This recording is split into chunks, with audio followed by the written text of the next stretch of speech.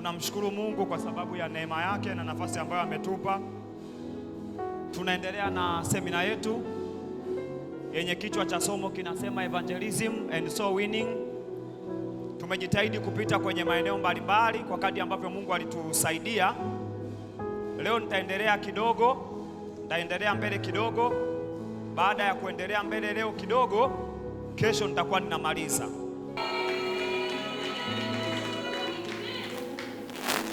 Sawa. Mathayo 24:14. Neno la Mungu linasema, hata itakuwa baada tena habari njema ya ufalme wa Mungu itahubiriwa katika ulimwengu wote na kuwa ushuhuda kwa mataifa yote. Hapo ndipo mwisho ule utakapofanya nini? Utakapokuja. Kumbe mwisho hauwezi kuja mpaka injili imefika kila mahali. Na ndio maana Mungu anatupa maeneo mbalimbali ya kwenda kuhubiri. Dar es Salaam tu, University of Dar es Salaam, inawezekana mna fellowship labda 10. Ndani hapo kila mmoja Mungu anamtuma mahali kwake. Kwa nini? Tunavyozidi kwenda huko ambako Mungu ametutuma, tunaharakisha kurudi kwa Bwana Yesu mara ya pili. Na niliwaambia juzi, ni mapenzi ya Mungu kuona watu wote wanaokoka. Na niliwaambia saa ya wokovu ni sasa. Asije akaja mtu ukaenda mahali kuhubiri ukasema tunaenda kuhubiri, labda Mungu hajakusudia huyu mtu aokoke. Nimewaambia kwamba ni mapenzi ya Mungu makamilifu kuona watu wote wanaokolewa.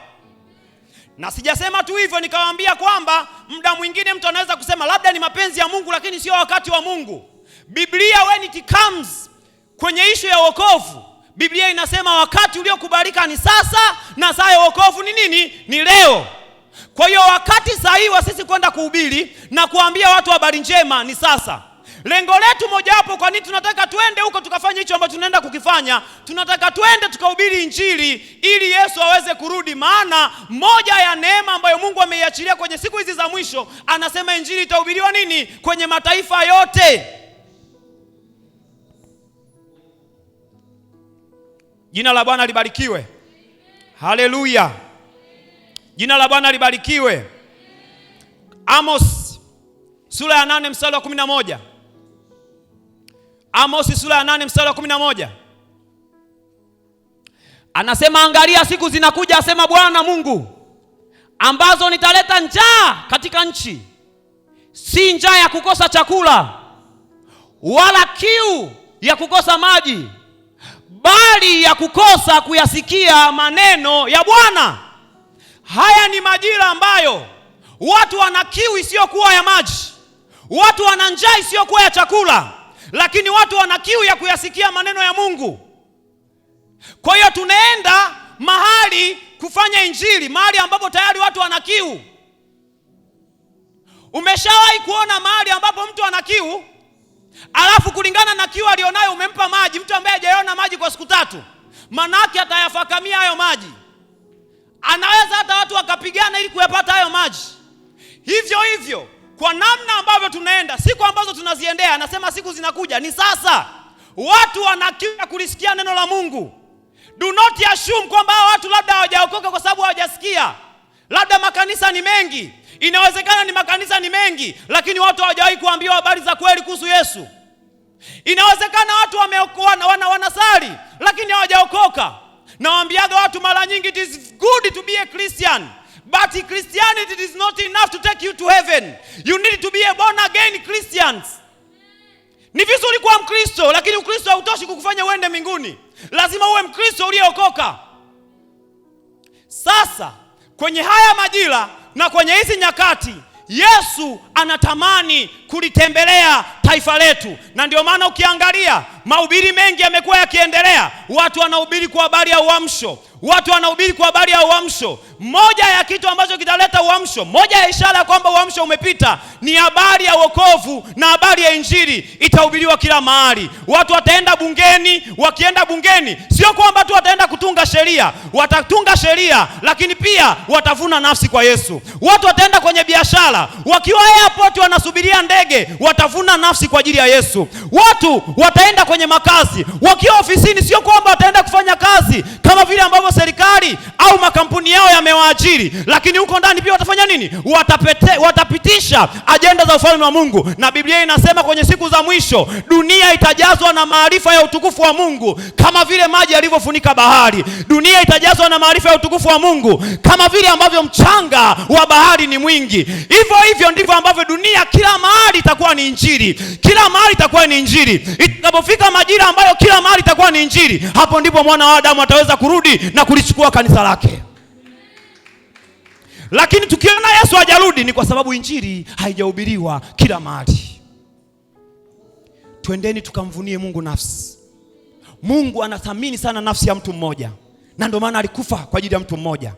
Kwa hiyo wewe kama mtu mmoja unaweza ukamsaidia, tukajipanga, ukamwambia Mungu nisaidie, walau kila siku nimlete mtu huyu. Tukienda watu 100, kila mtu siku akileta mtu mmoja, manake tuna watu 700.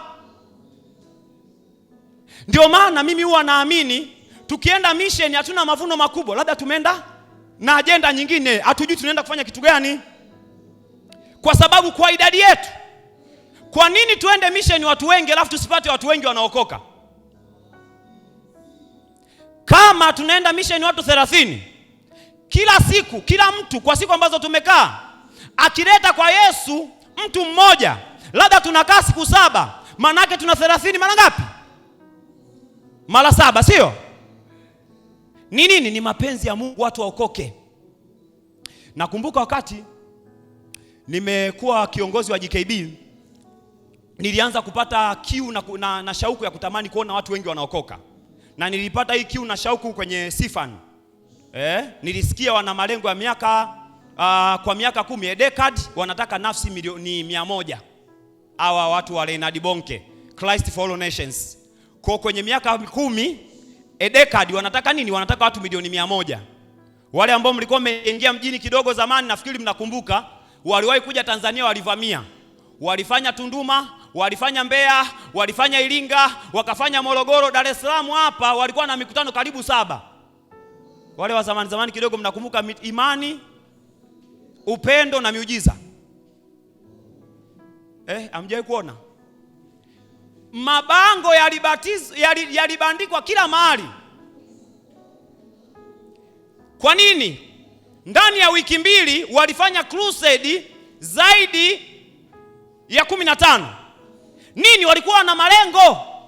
Kwa hiyo hata kama crusade zilikuwa zinagharimu hela nyingi, kwa sababu ya malengo waliokuwa nayo na shauku waliokuwa nayo, ndio maana walikuwa wanajua kwamba tukipiga Tanzania mikutano 15, tunaenda Malawi tunapiga 15, tunaenda Zambia tunapiga 15, tunaenda mahali pengine tunapiga 15. Na ndio maana waligundua kabisa kwamba mwinjilisti mmoja hatoshi. Wakaanzia kitu kinaitwa Reinhard Bonke Evangelism Bootcamp. Watu wanaenda wanasoma, watu wanaenda wanasoma, watu wanaenda wanasoma, watu wanaenda wanasoma, watu wanaenda wanasoma, watu wanaenda wanasoma, wanajifunza uinjilisti. Wakati nikiwa natafakari mambo hayo, nikakutana na Isaya 60:22.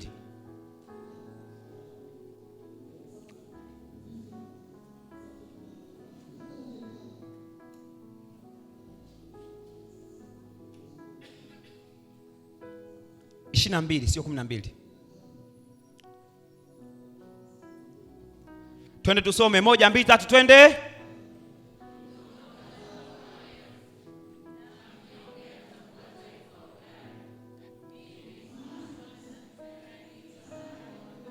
Basi mimi nilikuwa natembea na mstari, Mungu kama tukivuna kidogo tukuvunie 1000. Tukiwa wanyonge tuokoe mji mzima. Jina la Bwana libarikiwe. Yaani tukienda kwenye mji kama tukiwa wadogo tuvune nini? Watu kuanzia 1000. Alafu tukishindwa kabisa tukiwa wanyonge, tuhakikishe mji mzima umefanya nini? Umetubu. Na kwa sababu hayo mambo yanawezekana. Sio tu kwenye Biblia, hata kwenye mifano ya watu ambao wamewahi kuishi. Watu wamewahi kufanya kazi za namna hiyo hapo, na matokeo yamefanya nini? Yameonekana. Kwa hiyo inawezekana nyie mkaenda mkavuna mji mzima. Mngesema amina kama mngekuwa mnataka iwe hivyo. Jina la Bwana libarikiwe. Jina la Bwana libarikiwe. Jina la Bwana libarikiwe. Ni kweli mnakoenda watu wengine wamewahi kufanya mission, lakini nendeni mkaache alama kwamba kweli wamewahi kufanya mission, lakini hatujawahi kuona mission kama hii. Kwa nini? Kwa sababu utukufu wa mwisho unakuwa mkubwa kuliko utukufu wa mwanzo. Hatuendi kule kutengeneza record, kwa sababu we are serving the same God, lakini we are serving the God that operates from glory to glory, from faith to faith, from grace to grace, from strength to strength. We are not competing, we are completing our mission. Hatuendi kushindana na watu wengine, lakini tunaenda kutimiza kile ambacho Mungu amefanya nini? Ametuitia. Mdogo atakuwa 1000, alafu mnyonge atakuwa nini? Atakuwa taifa. Kwa hiyo nilikuwa naenda kwenye maombi namwambia Mungu, sasa hivi tuko 100, bado hatujawa wadogo. Na nena kwa lugha lisali moja, kesho narudi tena napiga lisali moja, anasema 200. Mungu, nimeiona 250, nimeona 200, mpaka ilifika wakati nilikusanya mawe 1000. Niliyaweka kwenye kopo la soda. Afu nilikuwa namwambia Mungu, hawa ni watu nawaleta kwenye mkutano, whether they like or not, ninawaita kwenye mkutano, watakuja wataokoka, watakuja wataokoka, watakuja wataokoka, watakuja wataokoka. Na nena kwa lugha, na nena kwa lugha, nena kwa lugha, nafukia kwenye kichaka, narudi darasani, naendelea na maisha yangu. Kesho yake tena naenda muda wangu ule wa maombi, nachukua kile kikopo chenye mawe 1000, na nena kwa lugha, na nena kwa lugha, na nena kwa lugha, na nena kwa lugha, na nena kwa lugha, na nena kwa lugha, na nena kwa lugha, nikitoka na kirudisha. Nilifanya vile kwa mwezi mmoja. Misheni yangu ya kwanza nipata watu 1021, misheni yangu ya pili nikapata 1027, misheni yangu ya tatu nikapata 1560, na misheni yangu ya mwisho nikiwa na staff nikapata 2900.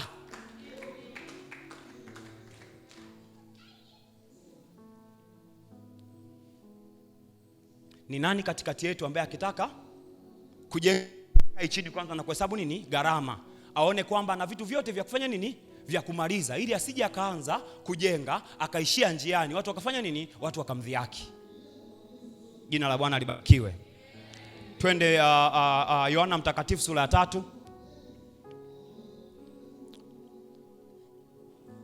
Sura ya 3 mstari wa 3. Hapa ni habari ya Nikodemo. Alimuuliza Yesu, nifanye nini niweze kurithi ufalme wa mbinguni, sio? Twende 1, 2, 3. Yesu akamjibu akamwambia, amini amini nakwambia, mtu asipozaliwa mara ya pili hawezi kuona ufalme wa Mungu. Sawa sawa Twende mstari wa 5. Yesu akajibu, amini amini nawaambia, mtu asipozaliwa kwa maji na kwa roho hawezi kuingia ufalme wa Mungu. Tunaenda kuwahubiria watu, kwa sababu bila watu kusikia habari njema za Yesu hawezi kuingia kwenye ufalme wa mbinguni. Naomba hiyo ndio liwe jambo letu la kwanza. Sawa sawa Ni kweli kwa Yesu Mungu anatupa mali. Si mnafahamu Biblia inasema Yesu ingawa alikuwa ni tajiri, lakini alifanya nini? Alikuwa maskini kwa ajili yetu ili sisi tuweze kuwa Lakini sio jambo la kwanza ambalo Yesu alikuja kulifanya. Sawa sawa Ni kweli kuna afya. Si unafahamu maana kwa kupigwa kwake sisi lakini sio jambo la kwanza ambalo Yesu alikuja kufanya nini? Kwa sababu jamani, kama tukisimama tu kwenye afya, unajua siku hizi kuna aina ya vyakula na matibabu, nafikiri wa China na Wahindi wanayo, ambayo anawafanya hawaumwi kabisa. Si mnafahamu? Si mnafahamu kuna aina fulani ya matibabu ambayo wanayafanya hawaumwi kabisa? Si mnafahamu? Lakini je, watu wasioumwa ndio wanaenda wote mbinguni? Ndio maana nilikuwa nawaambia juzi watu fulani, nikawaambia Mungu anaweza akanisaidia mimi Kasiani nikawa sijaumwa miaka 10. Sio kwa mfano, sijawahi kwenda hospitali. Lakini sasa kwenye hii injili lazima uwe na check na balance. Uwezi ukaje ukasema, haiwezekani umeokoka, alafu unaumwa. Mimi nina miaka 10 toka nilipookoka sijawahi kuumwa. Alafu kuna mtu anasali na ameokoka na anaenda mbinguni na anaumwa kila siku. Umenielewa Otherwise, kama unaweza msaidie yule mtu, mtengenezee imani ambayo itamfikia hatu atafanya nini? Hatapata tena magonjwa, sio? Lakini usifanye vile, mtu akitoka pale anajiuliza, yani inakuwaje unaumwa, unavaa miwani?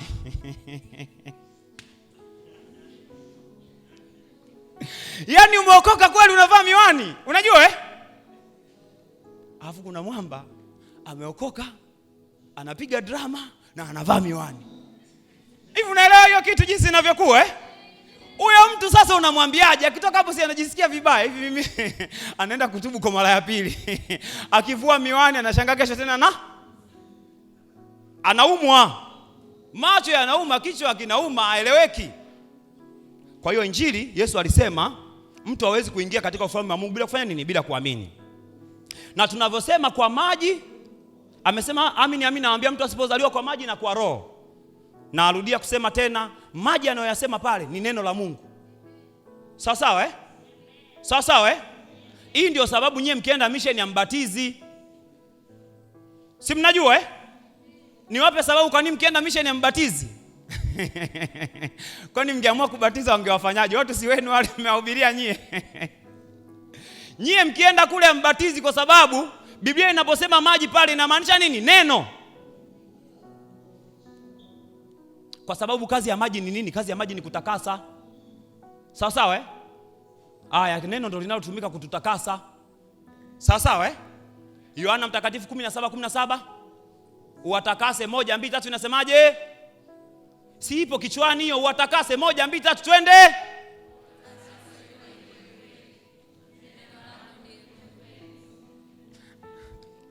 Mwaki anazingua. Nitaka nijue wanasoma au hamna mali.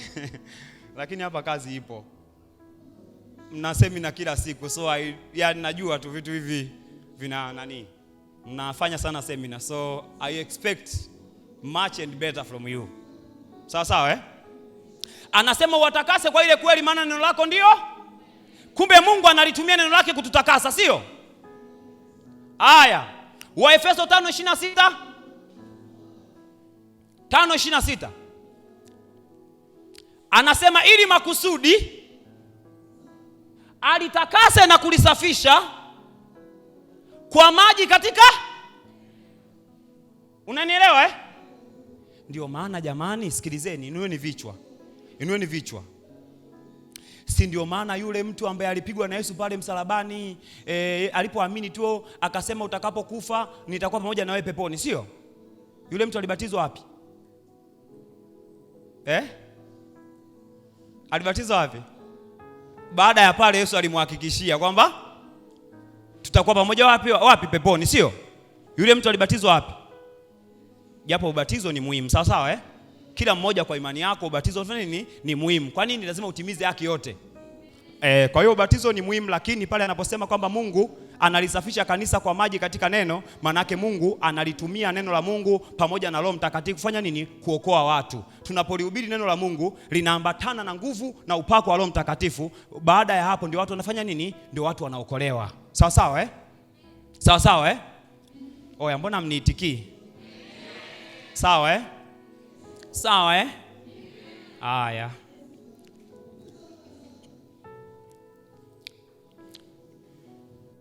Sasa kwa nini tunahubiri habari ya Yesu? Jambo la kwanza, Yesu pekee ndio njia, kweli na uzima. Tunahubiri kwa habari ya Yesu. What is the message? Message ni Jesus. Sawa. Nini? Kwa sababu Yesu peke yake ndio njia, kweli na uzima. Juzi nilisema, nimesikiliza kipindi changu cha siku ya kwanza, nilisema kwamba hauwezi kwenda mbinguni. Kuna kitu nilisema kama hauwezi kwenda mbinguni kama haujaamini. Kuna kitu nilisema Yesu peke yake ndio njia. Watu wanasema kuna njia nyingi za kumtafuta Mungu, sijui hapana, njia ni Yesu peke yake ndio njia. Unajua ni kwa sababu gani? Kwa sababu ni Yesu peke yake ambaye amekufa kwa ajili yetu. Hakuna askofu amekufa kwa niaba yako, hakuna mchungaji amekufa kwa niaba yako, hakuna mtume amekufa kwa niaba yako, hakuna mwinjilisti amekufa kwa niaba yako, hakuna nabii amekufa kwa niaba yako, hakuna mtu mwingine yoyote. Na kwa sababu tulikuwa tumeshatenda dhambi, Biblia inasema kwenye kitabu cha Matendo ya Mitume sura 3 mstari wa 19 kwamba wote tulitenda dhambi na kupungukiwa na nini? Na utukufu. Na from the beginning mshahara wa dhambi ulikuwa ni nini? Ni mauti. Ilibidi kila mmoja afe ili afanye nini? Alipie dhambi yake, sio? Yesu peke yake alikuja akalipia dhambi yetu. Ndio maana kwenye kitabu cha Waebrania Mtume Paulo anasema asiyejua dhambi alifanyika dhambi kwa niaba yetu. Kwa ndio maana tunasema kwamba mtu awaye yote anahitaji kusikia habari njema. Hii ni mindset mbaya sana. Kuna mtu mwingine anamuona mtu fulani ananuna muda wote, mpole, mstaarabu, anahisi huyu mtu atakuwa ameshaokoka. Upole na ustaarabu sio kuokoka. Kuokoka ni kumwamini Yesu Kristo moyoni mwako na kumkiri kwa kinywa chako kama Bwana na Mwokozi wa maisha yako. Ndivyo Warumi sura ya 10 mstari wa 9 na 10 inavyosema. Kwa sababu ukimwamini Yesu Kristo moyoni mwako kuwa ni Bwana na kuamini ya kwamba Mungu alimfufua katika wafu, utaokoka. Mstari wa 10 unasema kwa maana kwa moyo mtu huamini hata anapata haki, na kwa kinywa mtu anakiri hata kupata nini? Wokovu. Kuna watu hawatendi dhambi, hawajapata mazingira ya kutenda dhambi. Otherwise mtu awe ameokoka. Mtu yoyote ambaye atendi dhambi na hajaokoka, huyo mtu hajapata mazingira ya kutenda dhambi. Si unajua wewe madem sio vitu vyako, hauna hela. Kama hujaokoka hauna hela. Pombe haijawahi kukutamanisha. Kama hujaokoka ni kwa sababu hauna au hujapata mazingira ambayo watu wote wanakunywa, hawajakuonjesha. Afu hapo umeenda mahali unakunywa, wanajaribu kukulazimisha wewe, hapo ndo hivyo sasa. Haujaokoka tu, upo zako pale tu, wanajaribu kukuonyesha. Afu speaker huko nyuma inasema tamu hizo bala, unajikuta umeonja. Kwa hiyo ndio maana ni lazima tufanye nini? Tuokolewe. Sawa sawa, ndio maana lazima tumwamini Yesu, ndio maana ni lazima tumhubiri Kristo. Sawa sawa Sasa kwenye kuhubiri tunahubiri nini? Jambo la kwanza, waambie watu kuhusu habari njema za upendo wa Mungu na mpango wa Mungu kuhusu wokovu. Hii ndio habari ya kwanza. Hii ni moja ya message ambayo unaweza ukaibeba na ukaenda kuihubiri. Ni kuambia watu kuhusu habari njema za upendo wa Mungu na mpango wa Mungu kuhusu nini? Wokovu.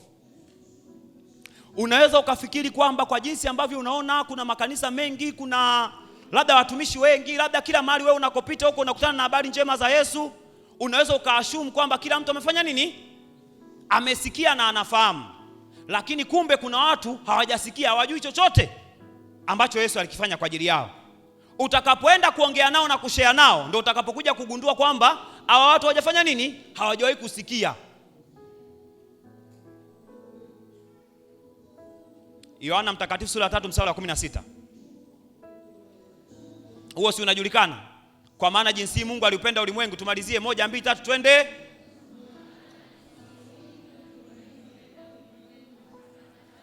Aya, someni basi kama wasomi, acheni mambo hizo. 1 2 3 twende.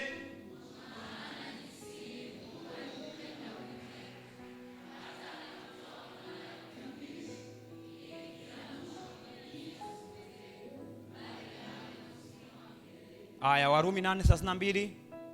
Jambo la kwanza la kwenda kuambia watu, nendeni mkawaambie watu kuhusu nini?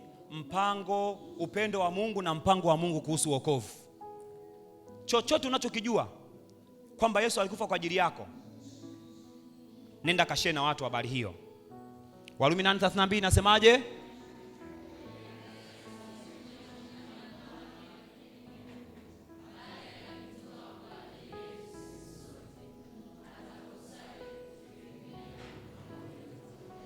Yeye asiyemwachia mwana wake mwenyewe, bali alimtoa kwa ajili yetu sisi sote.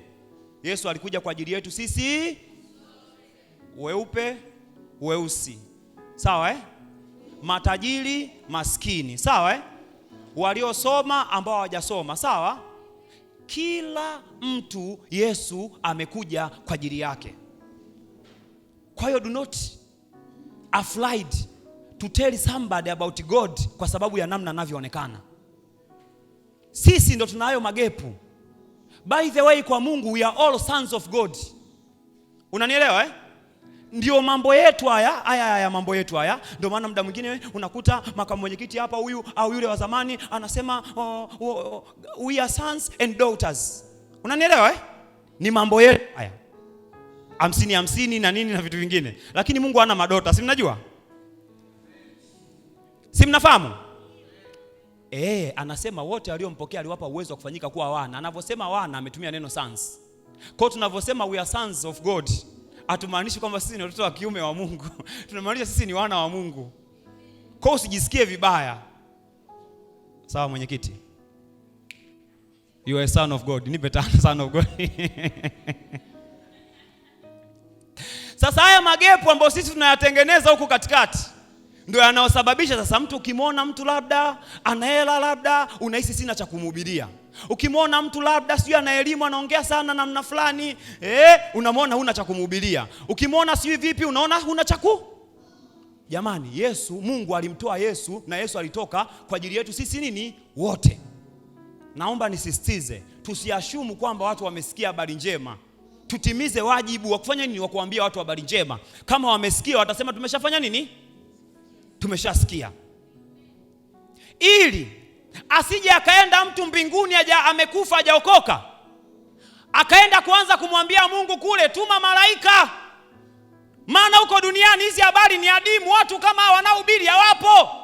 Ndivyo yule tajiri alikuwa anasema. Maana yule tajiri alikuwa anamshtaki nani?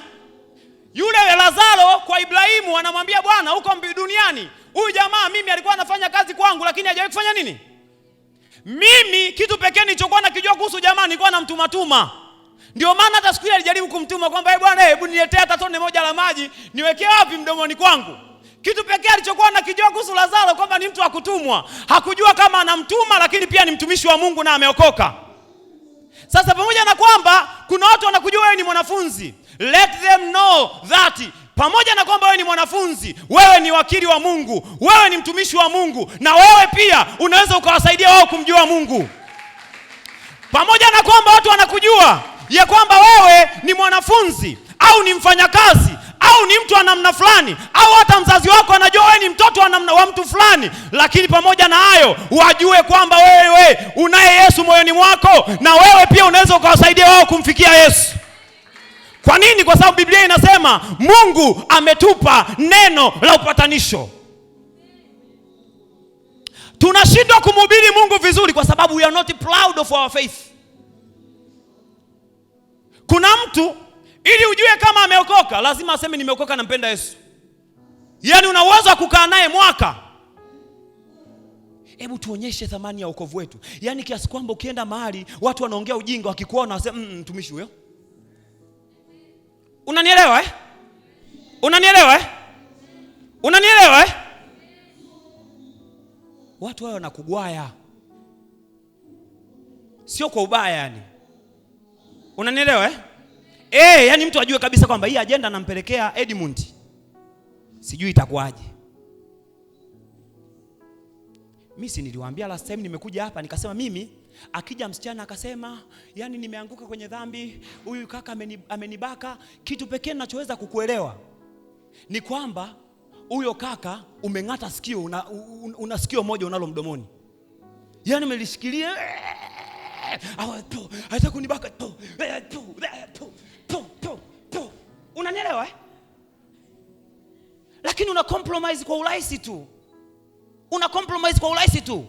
Biblia inasema tutapateje sisi kupona tusipoujali wokovu mkuu namna hii? Wokovu ni kitu cha thamani. Ndio maana Biblia inasema shika sana ulichonacho. Kama kuna kitu cha thamani wokovu, never kwa gharama yoyote ile. Biblia inasema Musa ni afadhali kuteseka pamoja na nani? Na wana wa Mungu, kujifurahisha kwa dhambi ya nini? Ya dhambi ni ya muda mfupi, raya kwenye dhambi ni ya... Hebu watu wajue mipango yako. Leo kamzi umeokoka, kijana na leti kuita ghetto unaenda.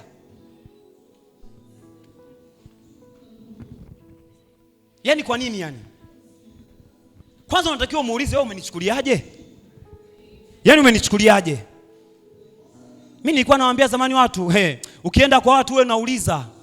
Sio kila kamba ya kuanikia nguo, zingine ni nyaya za umeme, ukiweka tu imeenda huyo.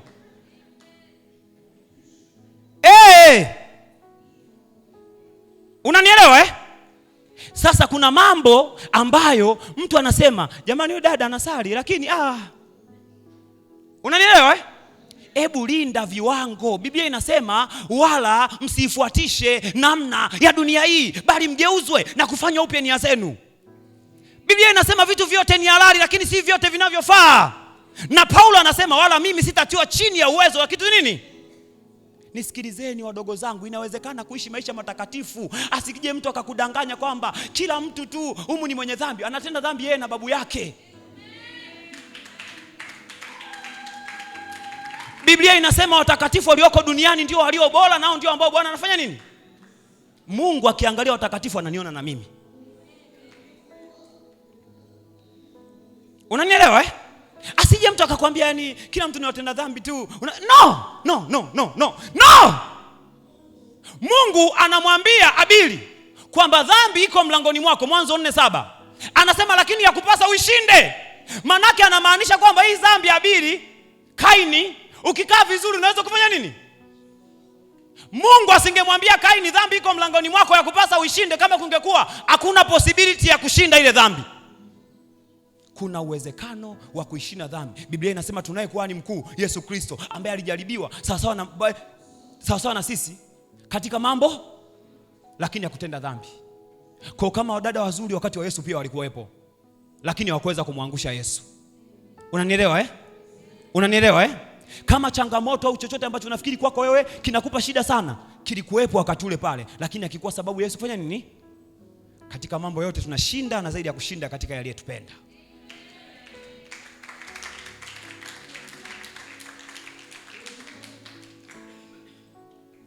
One thing, hata kama ningeacha kuhubiri, kitu kimoja ambacho ninakijua, nimeishi mimi maisha yenye ushuhuda kila mahali ambako nimewahi kupita. If you ask anyone ambaye amewahi kusoma na mimi, atakwambia mimi sina makando kando. Hivi imagine hapa ningekuwa nishatokea mabinti 3 4 yani. Sasa hivi angekuwa anafanya ananiangalia kwa unanielewa Si unajua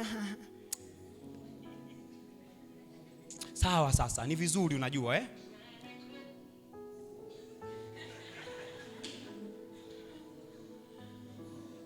Huyu familia sasa unafanyaje sasa? Omboi unazingua. Sawa Sawa, inaweza ikatokea, sawa Mungu akakupa maono, ukaona maono, ni vizuri, sio?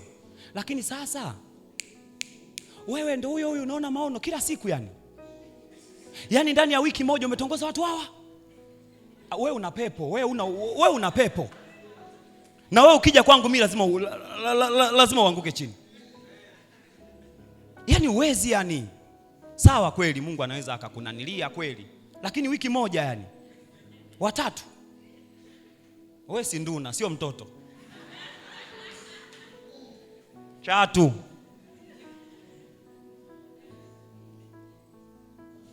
Unanifahamu? Sasa twendeni tukashare upendo wa watu. Lakini nje ya kushare upendo wa watu kule, tuishi maisha yanayompendeza Mungu, maisha yetu yawe barua. Sawa Maisha yetu yawe nini? Maisha yetu yawe nini? Maisha yetu yawe nini? Kuna namna ukiishi maisha matakatifu, mtu tu akikuona atajiuliza huyu mtu ana nini? Sawa Na watajua tu kabisa huyu mtu ana Mungu. Haleluya. Haleluya. Haleluya. Hebu watu waseme kwamba dunia imeharibika, lakini kuna watu fulani wako fresh.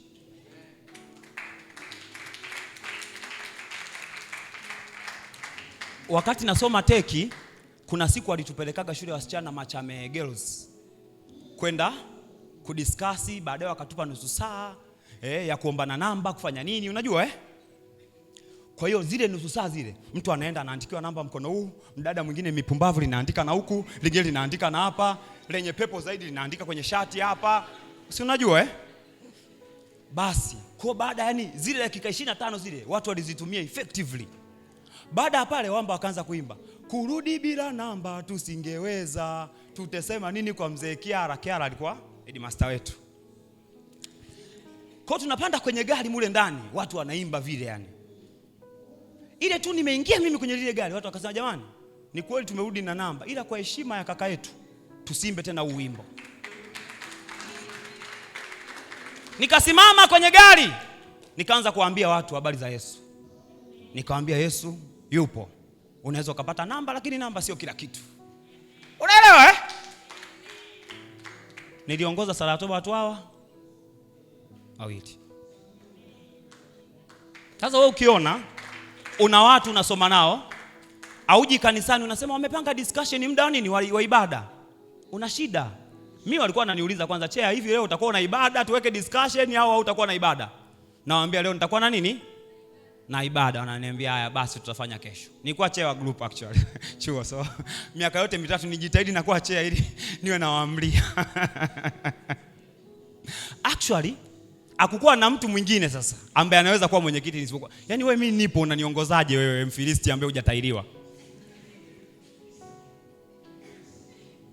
na Yesu moyoni na akili kichwani. Unaniongozaje yani?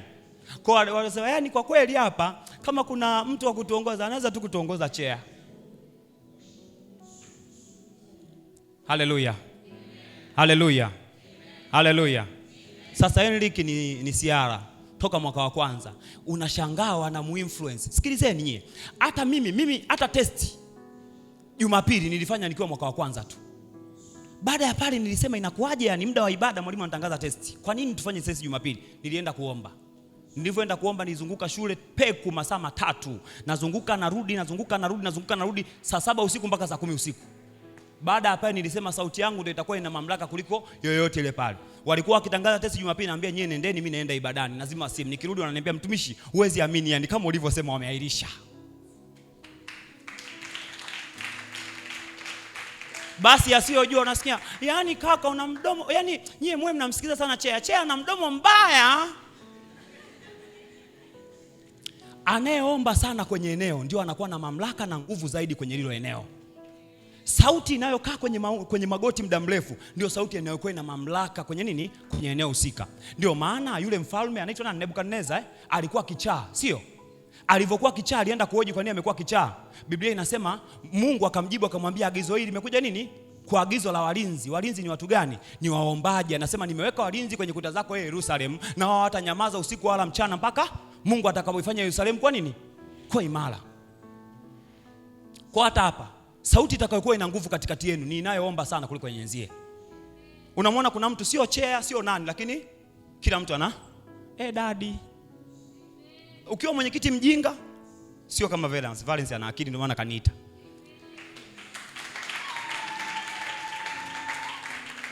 Ukiwa mwenyekiti mjinga unaanza kummind. Si unajua kwamba angalia yani anajiona yeye ndio yuko rohoni, unaanza kumnyima kuongoza maombi maana unaona atakufunika. Bado lakini watu wakiota ndoto wanamfuata dadi yeye, sio dadi wewe. Watu wakiwa wanataka ushauri, wameonana maono huko. Mtu Mungu amemuonyesha kuna binti mmoja anakimbilia kwa yule dadi. Unashangaa tu wewe ni baba mkubwa huna kazi. Wewe baba mkubwa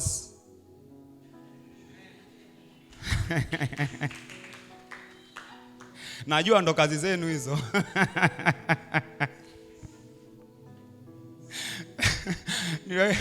Nimwambia juzi Ebenezer ulitukuta na Eli mlimani.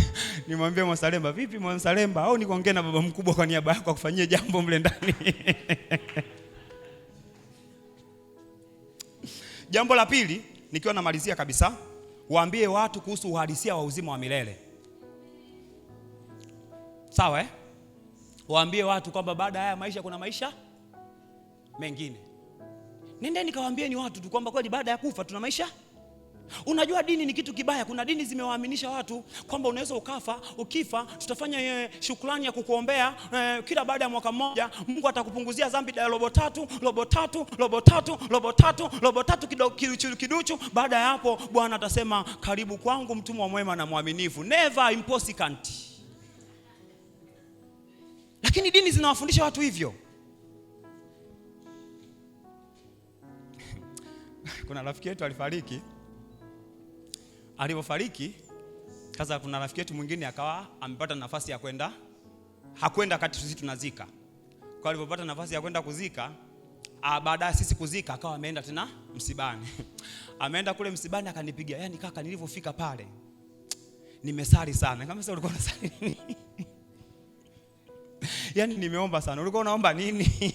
Apumzike kwa amani. Nikamwambia yani kwa kweli kama hakuna amani kwa wanaotenda dhambi, kama alikuwa mtenda dhambi huyo hamna mahali anapumzika.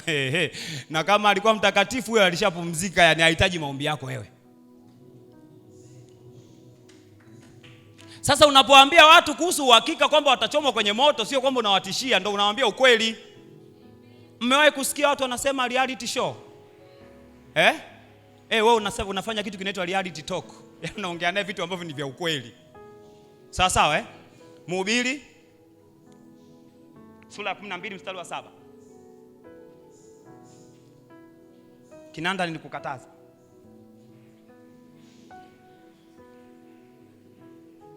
Kumi na mbili 7. Inasemaje? 1 2 3 twende.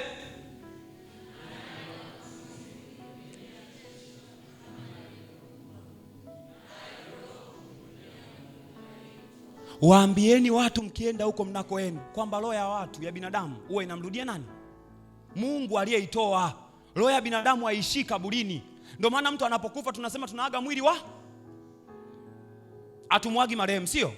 Marehemu mwenyewe yuko wapi? Amerudi.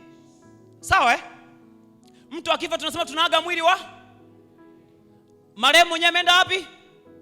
Amerudi kwa Mungu. Si ndio inavyosema? Haya, someni tena nayo roho 1 2 3 twende.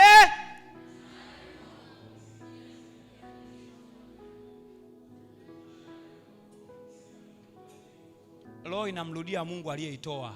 Sawa sawa Tumalizie 13:14. Hiyo 13:14. Mhubiri 12 mstari wa 13 na 14. Angalia 1 2 3 twende.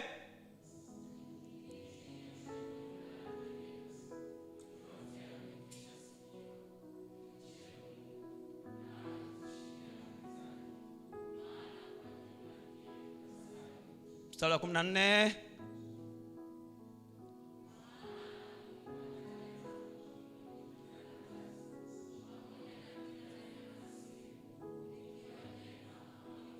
Mungu ataleta hukumuni kila neno likiwa jema au likiwa jema au likiwa jema au likiwa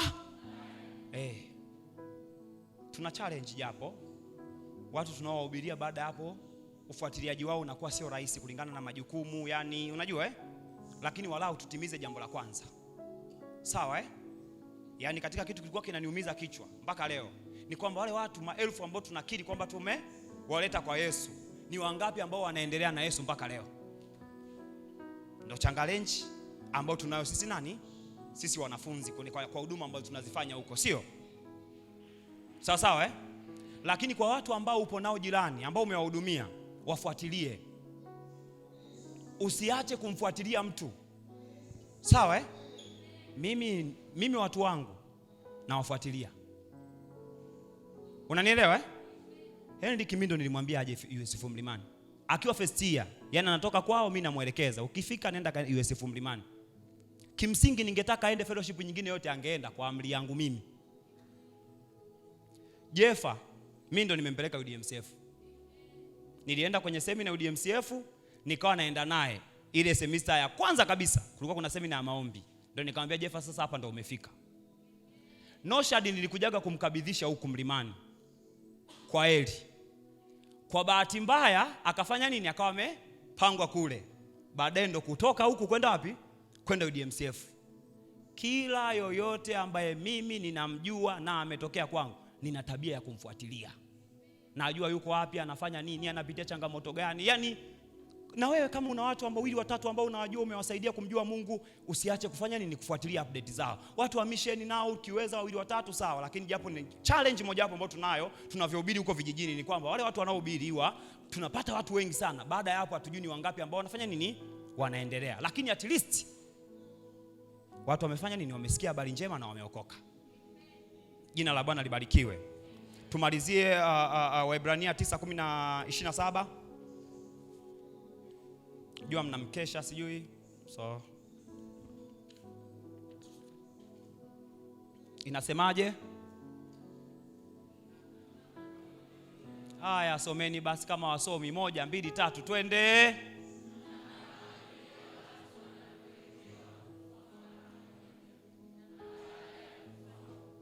Baada ya kufa nini? Wafundisheni watu, nendeni huko kawaambie. Sasa sikiliza. Wewe umeshindwa kumwambia mtu Yesu alikupenda, alikufa, alifanya nini? Unashindwa hata kumwambia tu kwamba bwana njoo tuongee mambo ambayo ni ya ukweli. Baada ya kufa roho inarudi kwa Mungu. Ikirudi kwa Mungu, wewe ndio unaamua iende jehanamu au uende wapi? Yerusalemu. Tufanye na tutimize wajibu hapo. Pointi ya mwisho, waambie watu kile kitu ambacho Mungu amekifanya kwenye maisha yako na namna ambavyo umekuwa. Jambo la 3 na la mwisho, waambie watu ni kitu gani Mungu amekifanya kwenye maisha. Si unafahamu vile ambavyo ulikuwa una hofu labda kuhusu kesho yako, baada ya kuokoka unashangaa hauna hofu tena, sio? Unafahamu vile ambavyo ulikuwa unaogopa kuhusu future yako. Unafahamu vile ambavyo ulikuwa unaogopa kufa. Hofu ya kifo. Si kama imewahi kukupata. Mimi nilikuwa naogopa. Nilikuwa yani nasali usiku kwa sababu najua watu wanakufaga wakilala. Nilikuwa sijui kama watu wanaweza kufa kawaida. Mimi nimetoka kwenye familia ambayo ni ina very strong foundation ya Kikristo. Kwa kila jioni maombi. Kila jioni Zaburi lazima isomwe. Ukitoka sebuleni kwetu, chumba cha kwanza kinaitwa kwenye maombi. Yaani pale ni sehemu ya kwenda kusalia. Ikifika muda wa kusali naenda kusalia pale. To the extent sisi na watu wote majirani zetu wanaamini kwamba mtu ukiwa unaumwa ukilala pale unafanya nini? Kwa siku ukijisikia tu wewe ni mgonjwa, unabeba godoro lako unaenda kulihamishia pale kwenye maombi. Unalala na kweli kesho unaamka unafanya nini? Lakini ilikuwa sijaokoka. Kwa nakumbuka tulikuwa tukiimba zile nyimbo, nitamuona uso kwa uso, nitamjua kwa alama za misumari. Yaani nikikaa pale naimba, lakini moyoni huko najua kabisa mimi hata iweje labda kama Mungu ni babangu, lakini kama ni huyu tunayemwimba haipo. Lakini nilivyookoka kuna uhakika fulani ulikuja kuhusu maisha yangu kwamba ni kama upepo. Siwezi kuelezea ni kitu gani kimetokea, lakini nina inward assurance about my salvation. Unanielewa eh? Hiki ndio kitu ambacho alikifanya yule mwanamke Msamaria kwenye nini, kwenye Yohana sura ya 4. Sawa eh? Yeye kile kilichotokea ndio alichoenda kuambia watu. Biblia inasema aliwaambia watu, twendeni mkamuone yule ambaye ameniambia mambo. Hebu tusome hiyo 4:29 na 30. Yohana 4:29 na 30.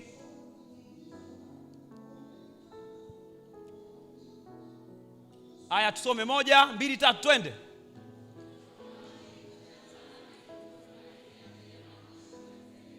Yesu alimwambia mambo yote aliyo. Wewe na wewe nenda kawaambie yale mambo ambayo Yesu ameyafanya baada ya wewe kuamini. Kuna kitu gani kimetokea? Kuna wasiwasi gani ulikuwa nao baada ya kuamini wasiwasi umepotea? Kuna vitu gani ambavyo wewe ulikuwa unaviona havipo sawa, baada ya kuamini tu unaanza kuviona viko sawa? Ulikuwa una shida gani, una changamoto gani? Wengine mliokoka Yesu aliwaponya kifua. Nenda kawaambie watu kwamba Yesu aliniponya kifua. Yamkini huyo unayeongea naye ana tatizo la kifua, Yesu atamponya na ataamini kwa sababu ya ushuhuda ambao wewe umempa. Wengine Yesu aliwaponya vichwa. Wengine Yesu aliwaponya athma. Wengine Yesu aliwaponya allergy. Wengine Yesu aliwaponya mambo mbalimbali. Chochote ambacho Yesu amekifanya kwenye maisha yako, nenda kawaambie watu wengine. Utakapoambia watu wengine, unatengeneza namna ambavyo yule mtu anaweza akaokoka. Kitu gani kilifuata? Malizia mstari unaofuata 30, tusome tena 1, 2, 3 twende. Watu wote walitoka mji wa Samaria walimwendea Yesu. Kwa nini? Kwa sababu kuna mtu amewaambia twendeni mkamwone mtu aliyeniambia mambo yangu. Sawa eh? Kumbe watu wanaweza kuokoka kwa sisi kuwaambia kile kitu ambacho Mungu ametuambia na kile kitu ambacho Mungu amekifanya kwenye maisha yetu. Wengine mlikuwa mnasumbuliwa na ndoto mbaya. Sawa eh? Mlivyookoka zile ndoto zikafanya nini? Nenda kawaambie. Unashangaa huyo mtu amekaa na struggle. Wengine walikuwa hawapati usingizi. Tushaombea watu ambao walikuwa halali. Alivyookoka tu akaombewa, akajikuta usingizi umeanza kuja. Hao watu, kuna watu wanateseka na changamoto hiyo, wanahitaji wewe uende ukawaambie. Utakapowaambia unakofanya nini? Umewasaidia. Jina la Bwana libarikiwe. Jina la Bwana libarikiwe. Waraka wa kwanza wa Yohana mstari wa mwisho huo, sura ya 5 mstari wa 10. Tutakuwa tunasoma, ndakuwa nimemaliza. Kesho tuje tutamalizia kidogo kipengele cha mwisho kilichosalia, alafu tutafanya nini? Tutafanya maombi maalum ya kuwatakia misheni njema. Waraka wa kwanza wa Yohana sura ya 5 mstari wa 10 anasemaje?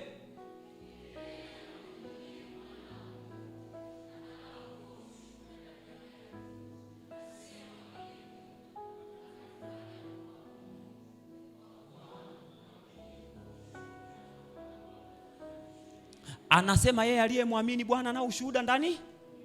Hakuna mtu ambaye ameamini hana ushuhuda ndani yake. Mimi hapa nakuhakikishia, kama tangu umeokoka na mpaka sasa, tangu ukiwa hujaokoka na mpaka sasa hivi umeokoka, hauna kitu unachoweza kumshuhudia kuhusu Mungu, wewe hujaokoka. Umenielewa eh? Wengine walikuwa na wasiwasi wa masomo, lakini alivyookoka akajikuta kuna mambo yanatokea. Mungu awabariki sana. Naamini tumepata kitu cha kuhubiri eh? Tumepata kitu cha kuhubiri eh? Tumepata kitu cha kuhubiri eh? Tumepata kitu cha kuhubiri eh? Nenda kaseme kama hujui kuhusu upendo wa Mungu na mpango wa Mungu wa wokovu. Kama hujui kuhusu mambo ya milele yatakuwaje, nenda kawaambie watu kile kitu ambacho Mungu amekifanya kwenye maisha ninakuhakikishia kabisa kuna watu watamwamini Mungu kupitia ushuhuda wako. Jina la Bwana libarikiwe. Jina la Bwana libarikiwe. Asante.